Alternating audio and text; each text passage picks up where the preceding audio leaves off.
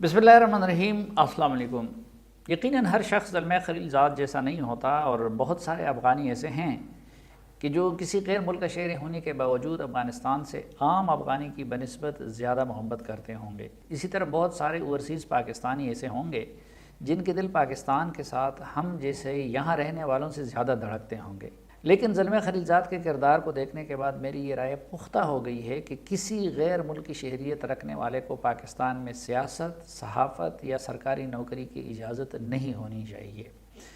हिंदुस्तान की तरह हमारे यहाँ भी दोहरी शहरियत का कानून ख़त्म होना चाहिए, और अगर किसी को पाकिस्तान वाकई अजीज़ है तो उसकी खातिर इतनी क़ुरबानी तो दे कि किसी और मुल्क की वफ़ादारी का हलफ ना उठाए। ज़ल्मे खलीलज़ाद को देख लीजिए, वो नस्लन पश्तून अफ़गान हैं। अमेरिका तालीम के लिए गए थे और फिर वहाँ की शहरियत ले ली, लेकिन एक दिन के लिए भी अफ़गानिस्तान से ताल्लुक़ नहीं रहे, और चूँकि अफ़गानिस्तान और अलम इस्लाम में दिलचस्पी ले रहे थे इसलिए पाकिस्तान की भी ख़बर लेते रहे। लेकिन जो नफ़रत उनके यहाँ मैंने पाकिस्तान के बारे में देखी है वो न किसी और अमरीकी के यहाँ देखी है और न किसी और अफ़गान के यहाँ। उसकी झलक उनकी लिखी हुई किताब दी इनवॉय में मुलाहिज़ा की जा सकती है। लेकिन अपने अफ़गानों के साथ और इराक़ी मुसलमानों के साथ जो कुछ इस शख्स ने किया वो एक शक़ीउल क़ल्ब अमरीकी भी नहीं कर सकता। अफ़गानिस्तान पर अमरीकी कब्ज़े के बाद बोन कॉन्फ्रेंस के नतीजे में हामिद करज़ई की क़यादत में एक हुकूमत कायम हुई, आइन बना और लोया जरगा के इंतखाबात हुए। अफ़गानिस्तान इस्तेहकाम की तरफ जा रहा था और बहुत सारे अफ़गान अपने मुल्क में वापस लौट रहे थे। 2003 तक अफ़गानिस्तान में खुदकुश हमले हो रहे थे और न खौफ हरास की फ़िज़ा थी। लेकिन जब 2003 में ज़ल्मे खलीलज़ाद अफ़गानिस्तान में अमेरिका के सफ़ीर मुकर्रर हुए, और वैसे ये कितने बड़े शर्म की बात है कि एक बंदा अपने आबाई मुल्क में किसी गैर मुल्क का सफ़ीर बनकर आ जाए, तो उनकी तैनाती के बाद अफ़गानिस्तान में खुदकुश हमलों का आगाज़ हुआ और तालिबान की मुज़ाहिमत तेज़ होने लगी। उसकी एक बड़ी वजह इराक़ पर अमेरिका का नाजायज़ हमला था, और ज़ल्मे खलीलज़ाद अमरीकी न्यूकॉन्स का हिस्सा होने के नाते इराक़ पर हमले के भरपूर हामी थे। इराक़ जंग से पहले पूरा यूरोप और रूस व चीन भी अफ़गानिस्तान के हवाले से अमेरिका के हमनवा थे, लेकिन जब इराक़ पर नाजायज़ हमला किया गया तो उसकी वजह से अफ़गानिस्तान से मुताल्लिक़ ये साज़िशी नज़रियात जन्म लेने लगी कि अमेरिका के कुछ मकासद और हैं, और ईरान ने महसूस किया कि वो इराक़ और अफ़गानिस्तान में अमेरिका की मौजूद फ़ौजों के दरमियान सैंडविच बन गया। ईरान के साथ साथ रूस ने भी अफ़गानिस्तान से मुतालिक डबल गेम शुरू कर दी। सऊदी अरब और मिस्र जैसे इत्तेहादियों ने भी इराक़ के ख़िलाफ़ अमरीकी कार्रवाई की मुखालफत की, और ख़ुद हामिद करज़ई ने भी। पहले अफ़गानों के जज्बात भड़काने के लिए सिर्फ गुआंतानामो बे की वीडियोज़ और तस्वीर मौजूद थी, लेकिन उसके साथ साथ इराक़ के अबू ग़ुरैब जेल की फुटेजेस का भी इजाफ़ा हो गया। इसी तरह हामिद करज़ई रोज़ अव्वल से ये चाहते थे कि तालिबान को मुज़ाकरात के ज़रिए अपने सेटअप का हिस्सा बना दिया जाए, और इसके लिए उन्होंने सिबग़तुल्लाह मुजद्दिदी की सरबराही में शूरे तफ़ाहुम भी बना दिया था। लेकिन ज़ल्मे खलीलज़ाद जैसे अमरीकी ताकत की ज़ोर पर तालिबान को सफ़ाई हस्ती से मिटाने पर मुसर थे, और हामिद करज़ई की मुफ़ाहमत की हर कोशिश को नाकाम बनाते रहे। अपने अफ़गानों का खातिर ख़्वाह खून बहाने के बाद ज़ल्मे खलीलज़ाद इराक़ चले गए और वहाँ सफ़ीर की हैसियत से एक नए फसाद की बुनियाद डाल दी।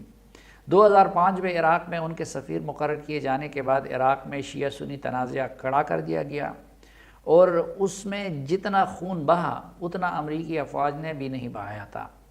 फिर अक़वाम मुत्तहिदा में अमरीका के लिए सफ़ीर बनकर आलम इस्लाम और अरब दुनिया के ख़िलाफ़ साजिशों का जाल बुनते रहे, और जब डोनाल्ड ट्रंप ने अफ़गानिस्तान से निकलने और उसे एक नए बहरान के सफ़ुर्द करने का फ़ैसला किया तो एक बार फिर ज़ल्मे खलीलज़ाद ने अपना कांदा खिदमत के लिए पेश किया।